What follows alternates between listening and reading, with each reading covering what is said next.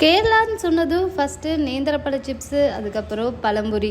அங்கே பழம்புரின்னு சொல்கிறத நம்ம இங்கே பழபஜ்ஜின்னு சொல்லுவோம். எல்லா டீ ஷாப்புகளையும் நம்ம அதிகமாக பழபஜ்ஜியை பார்க்கலாம்.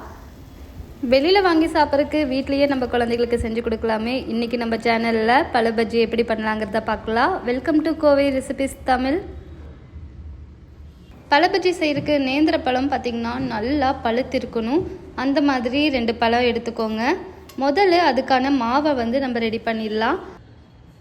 மைதா மாவு நான் 1 கப் ஃபுல்லாக எடுத்திருக்கேன். இது கூட பச்சரிசி 4 ஸ்பூன், ஒரு சின்ன கப்பில் 5-6 ஸ்பூன் இருக்கிற அளவுக்கு சர்க்கரை எடுத்துக்கிட்டேன். ஒரு சிட்டிகை மஞ்சத்தூள் சேர்த்துட்டு தேவையான அளவு தண்ணி ஊற்றி நல்லா மிக்ஸ் பண்ணிக்கோங்க.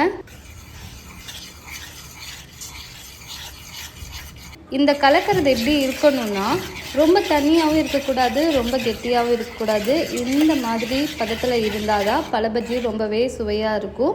மாவு அந்த பழத்தில் ஒட்டும். இப்போ நம்ம ரெடி பண்ணி வச்சுருந்த இந்த மாவை ஒரு 15 நிமிஷம் அப்படியே விட்டுடலாம்.